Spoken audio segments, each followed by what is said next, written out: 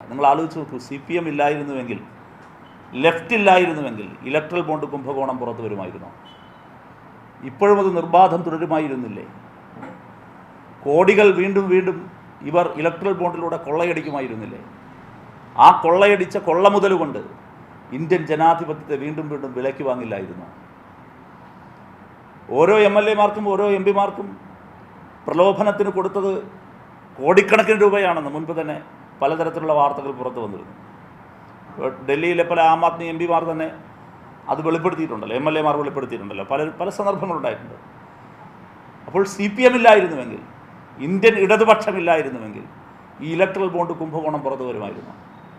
ജനാധിപത്യത്തിൽ കൊള്ളയടിക്കുകയും ആ കൊള്ള മുതൽ ഉപയോഗിച്ച് ജനാധിപത്യത്തെ തന്നെ പർച്ചേസ് ചെയ്യുകയും ചെയ്യുന്ന ഈ ശിഥിലമായ വഴി നിർബാധം തുടരുമായിരുന്നില്ലേ?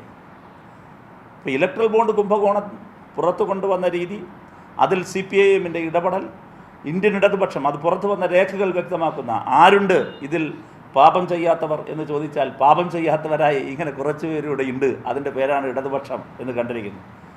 അപ്പോൾ സംശുദ്ധമാർന്ന രാഷ്ട്രീയത്തിൻ്റെ തെളിമയാർന്ന ഒരിടം ഇന്ത്യൻ രാഷ്ട്രീയത്തിൽ അവശേഷിക്കുന്നുണ്ട്. അതാണ് ഇന്ത്യൻ ഇടതുപക്ഷം.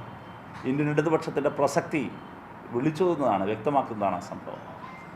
അപ്പോൾ ഈ പശ്ചാത്തലത്തിൽ ഇതിൽ നിന്നെല്ലാം ശ്രദ്ധ തിരിച്ചുവിടാനാണ് സാധാരണക്കാരായ ജനങ്ങൾ, കർഷകർ, തൊഴിലില്ലാതെ അലയുന്ന യുവാക്കൾ എല്ലാവരുടെയും മുമ്പിലാണ് ഇലക്ട്രൽ ബോണ്ട് എന്ന വലിയ കുംഭകോണം പുറത്തു വരുന്നത്.